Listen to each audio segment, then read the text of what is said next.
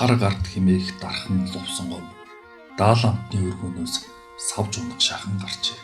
Ээс ахиус минь цүс залгаах шахлаа. Ойдсон эрхэж авах сөхөгүй төрийн алба шатаж байгаад өгөрчи хар усанд толгоогоо мэдүүлж Монгол төрийн эрдэнийн тамгыг хугацаа алдаж залгаасны зэрэгцээ ховор нантай хашиг зэрэмдэглэсэн чамд цаазын ял оноо өвгөдөөс сэлэм удаа чилээсэн дархныг элднийх нь үзүрт өлөгдөг байсныг мэдхүү. Ташаандаа тамгагүй чөдрийн ганц морьч үгүй атал гартаа тамгагүй эзэн хаан одоо яах болж байна? Захын чавганцын цоорхоо шанаг нөхөд сууга айлын тогоо өнгөйсөн хонцоо чи билүүнийхээ баасыг чи өөрөө долоогоороо гэсэн хагирган үүсэх дархны зүрхийг амаар гаргах шахжээ. Айж болмогдсон дархны нүдэнд богдын ногоон ордон газраас тасраад үүл манан дунд хөвг шиг бүртэлцжээ. Хорвоо хилтийж чөтгөрт чөдөрлөгдлөө гэж бодоход зүрхэн дэлсэж хөлн говьж байлаа.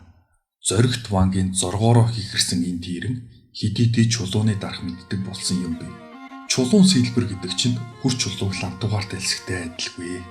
Шар будааны чинээ зайд буруу амьсгалахад л булт үсэрчдэг нүдний цэцгийн ширгээсэн тамыг эд дааж гадарлахгүй.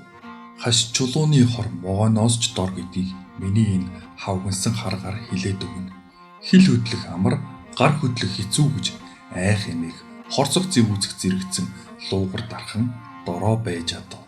Очирдар богд гигантнийг Монгол улсын хааны эрдэнийн суурьнд өргөмжлөн залах их төрийн ёслолыг үлдэхтэй холбогдуулж Манжчин улсын бүх хуулийг эвдэж эрхэм сайд ноёд төшөвдийн ёслолын хувцсны дэгийг тогтоож хааны эрдэнийн тамгыг зөвхөн Монгол газрын хашаар Монгол дархнаар үлдүүлсүгэ хэмээн зарлагдсныг та бүхэнд сонирдуулж байна хэмээн халахын хүрээний бүх хэргийг төр ерөнхийллийн шийдэх газраас мэдгдсэн зарлигийг хүлээсэн ноёд төшмөд цочирдон бужигнаж Манж нангиадын нүдний хорыг оруулаагүй тамгыг хаанхын хинээр бүтээлгэх вэ гэлцээд дааг хүрээний аль дөнгө дарчуулыг голж шилсэн эцэст Вангаа аймгийн хар гартал усан гомбыг үзэх хүн алга. Хятадын хамгийн нарийн чулуучин шожоонч түүнийг давж гарахааргүй юм байна. Гэмн хатуу эдийнээс буцхааргүй золиг юм. Хоошоо шарга морьтын эзгүй хаманд гэр бариулж харуул манаа тавина. Даалантнаас өөр ямар ч мяндагтан ойртуулж болохгүй. Хянаад цагтээ гэж ам тангараг тавьцгаажээ.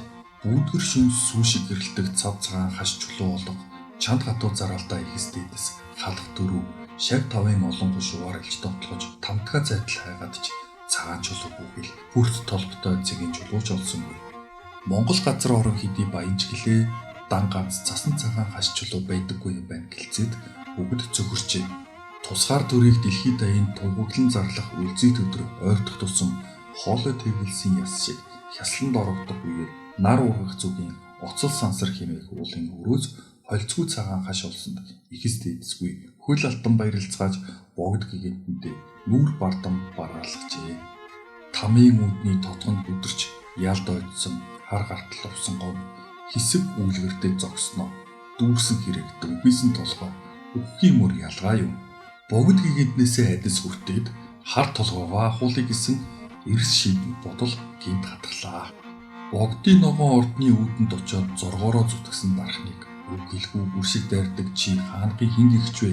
Чам шиг боол байтугай чин вангууд хүртэл чижирсгээд хоногоор хүлээдэг юм. Ядаж наад гутлын чин тоос шороонд ногоо ормаар болчгож гэж хоорондоо инээлдэн да баалцгаажээ.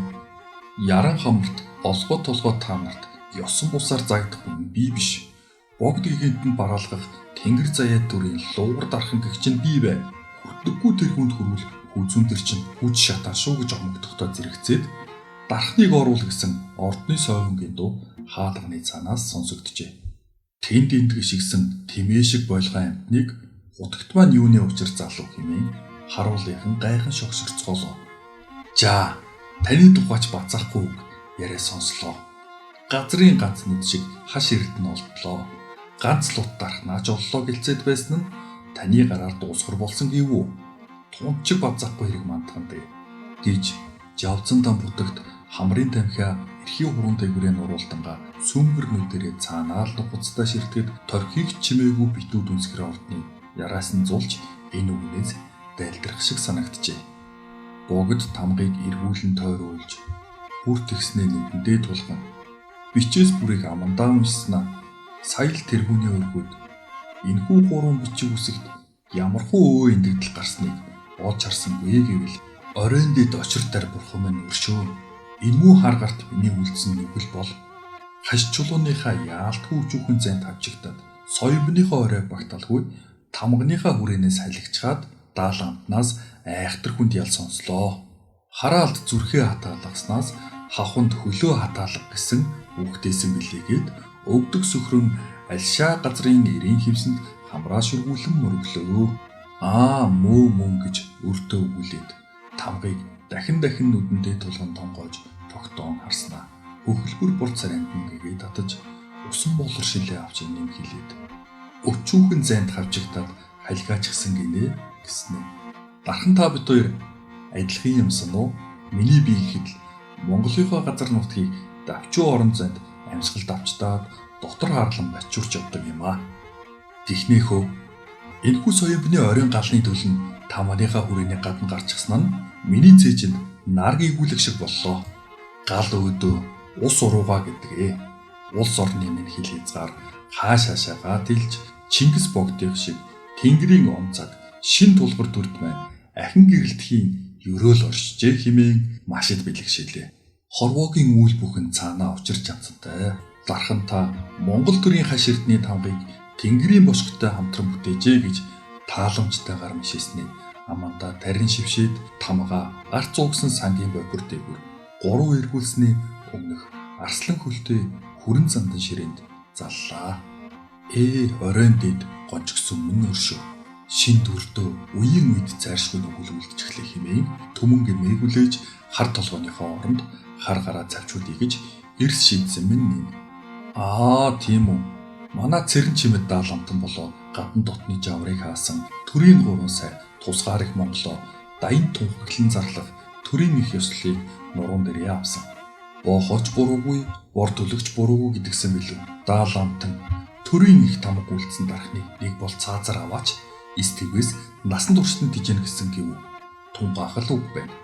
Тэгэхээр таныг насан үрд сар бүрийн хаан төрийн сангаас 30 янчааны цалин бүлүү олгож бай гэж зарлигдна хэмээх үед түрүүхэнд цаазын ял сонсоод сүнсэн зайлан чичирч байсан лувсан гомбын нулимс өөрийн ирэхгүй асгарчээ. Бурхан өршөө. Тэнэг толгой би даалгамтнаа хараад зүгэж төрийн сэнтийг хилтийлгэх шахжээ. Гэхдээ хараад нь ерөөл бажээ хөрхий. Төрийн их үлсэн бүтгээ. Там диваажин хоёр нэг өдөр ингэж золох гэж байдгаа бас. Хөөрхийн мөч явганц минь майдэр эргийг харалхан байжихны алх төшний дөргөнд ч насаараа чихдүүлэрлээ. Дуучин зарцтай ханилсан бол айрыг бүлхийг сонсож сурахгүй юу гэдгсэн. Бушуухан л муу хандаа ямааны арьсан тарзан дээр өвлчих банд нартаа энэ мэдээгээ яаран дуулгагаар зүүн хүрээ өвд нэг хөлн тэнгэрт нөгөө хөлн газар тийм шиг савчин таваргаж явлаа.